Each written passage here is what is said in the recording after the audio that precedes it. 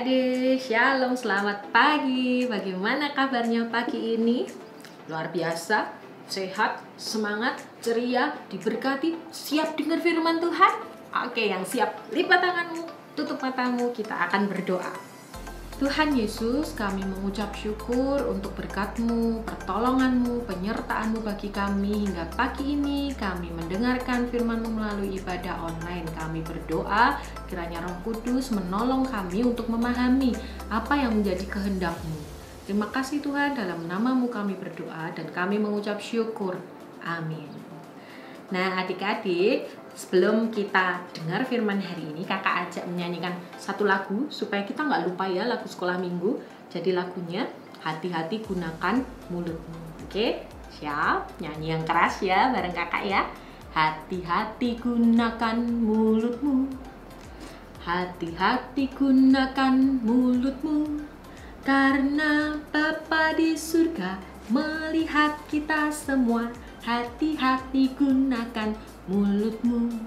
Lagi ya, hati-hati gunakan mulutmu, hati-hati gunakan mulutmu, karena Bapa di surga melihat kita semua. Hati-hati gunakan mulutmu. Yap, hati-hati gunakan mulutmu. Nah, firman Tuhan hari ini adalah tentang berkata jujur. Hati-hati menggunakan mulut kita. Oke? Firmannya diambil dari Bilangan 13 ayat 1 sampai 33. Silakan dibuka Alkitabnya di rumah. Bilangan 13 ayat 1 sampai 33.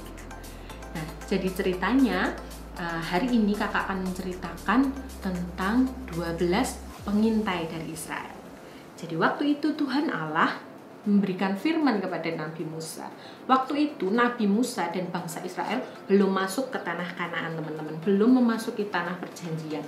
Jadi Tuhan Allah berfirman, Nabi Musa, suruhlah orang-orang untuk melihat tanah Kanaan dari dekat, untuk mengintai tanah Kanaan. Ambillah pemimpin-pemimpin masing-masing suku Israel untuk pergi dan melihat tanah Kanaan dari dekat. Singkat cerita, Nabi Musa memilih 12 orang. Jadi totalnya kan ada 12 suku di Israel, masing-masing diambil satu, teman-teman. Jadi total 12 orang Nabi Musa memilih dan memberikan perintah kepada mereka. Tolong pergilah ke tanah Kanaan, lihatlah tanah Kanaan dari dekat.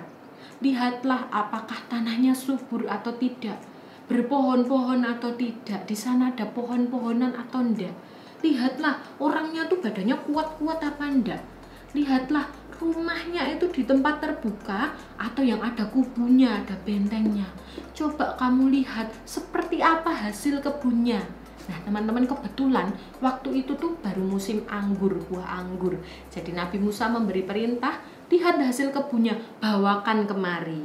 Oke, akhirnya 12 orang pengintai ini pergi ke tanah Kanaan. Mereka melihat dari dekat selama 40 hari.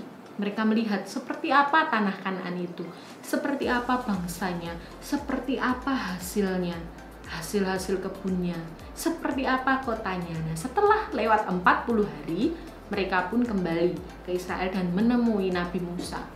Mereka memberikan laporan Nabi Musa, kami sudah lihat di tanah Kanaan itu seperti apa.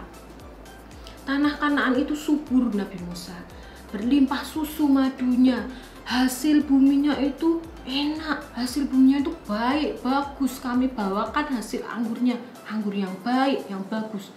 Nabi Musa, di sana itu bangsa-bangsanya itu kuat, bangsa-bangsanya itu besar-besar. Di sana itu ada namanya bangsa enak, bangsa keturunan raksasa. Kami segini, dia tingginya segini gitu. Nah, ketika mereka menyampaikan apa yang mereka amati kepada Nabi Musa, ada juga mereka sampaikan kabar yang mereka dengar, kabar buruk, teman-teman. Jadi kalau tadi hasil buminya baik, tanahnya subur, bangsanya kuat, kabar buruknya mereka bilang, Nabi Musa, kami dengar kalau bangsa raksasa di sana itu besar-besar sekali badannya, kami kan takut, kami di depan mereka itu seperti belalang, kecil begitu kelihatannya. Mereka pun melihat kami seperti itu. Dan lagi pula kami juga dengar kalau mereka tuh suka memakan penduduknya.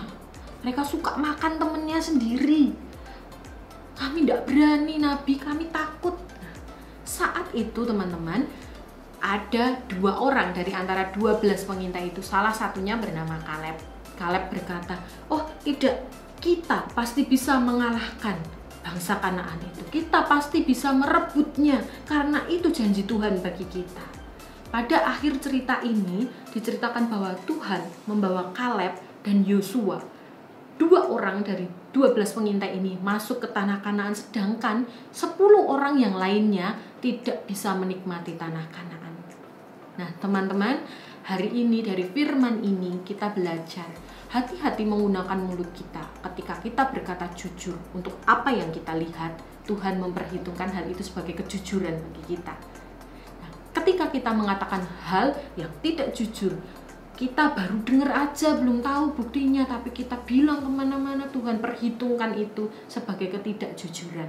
Dan tentunya Tuhan tidak suka teman-teman. Jadi ketika kita belajar jujur itu seperti apa ya? Ketika kita mungkin memecahkan mainan teman, merusakkan mainan teman, kira-kira kita mau jujur atau tinggalin aja, kan tidak ada yang lihat. Hari ini kita belajar, firman hari ini mengajar kita. Saat kita menghadapi keadaan seperti itu, kita tidak sengaja nih merusakkan mainan teman. Kita tidak boleh lari dari tanggung jawab teman-teman. Kita harus berkata jujur. Kita jujur kepada teman kita minta maaf supaya kita sendiri tidak berdosa di hadapan Tuhan. Begitu. Terus misalnya lagi, kalau di sekolah online nih kan banyak dikasih PR ya. Ada ndak yang lupa ngerjain PR? Seandainya kita lupa sampai waktunya dikumpulin, aduh aku belum ngerjain, kira-kira harus ngomong apa ya ke Bu Guru? Apakah kita akan ngomong, Bu aku nggak tahu tuh ada PR, atau kita akan belajar jujur, Bu saya minta maaf, saya lupa belum mengerjakan PR, akan segera saya kerjakan, saya selesaikan. Nah, tentunya adik-adik di rumah setelah mendengar firman hari ini, kita harus belajar hati-hati menggunakan mulut, harus berkata jujur. Sekalipun resikonya kita dimarahi, tetapi ketahuilah kejujuran kita diperhitungkan oleh Tuhan seperti Kaleb dan Yosua tadi. Oke adik-adik, jadi firman Tuhan hari ini mengajar kita untuk berkata seperti sebenarnya. Oke, jadi hari ini kakak akan berikan 1 ayat hafalan sebelum kita mengakhiri pertemuan pagi ini. Ayat hafalannya di Mazmur 25 ayat 21. Ketulusan dan kejujuran kiranya mengawal aku, sebab aku menanti-nantikan engkau. Kakak ulangi ya, di Mazmur 25 ayat 21. Ketulusan dan kejujuran kiranya mengawal aku, sebab aku menanti-nantikan engkau. Oke, silakan adik-adik hafalkan di rumah, buat video, kirim ya video ayat hafalannya ke kakak-kakak setelah minggu. Nah, sebelum kita akhiri, kakak juga kasih 1 tantangan, 1 challenge. Challenge-nya gampang.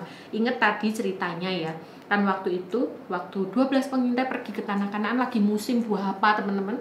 Musim buah anggur. Oke, jadi tantangannya gampang.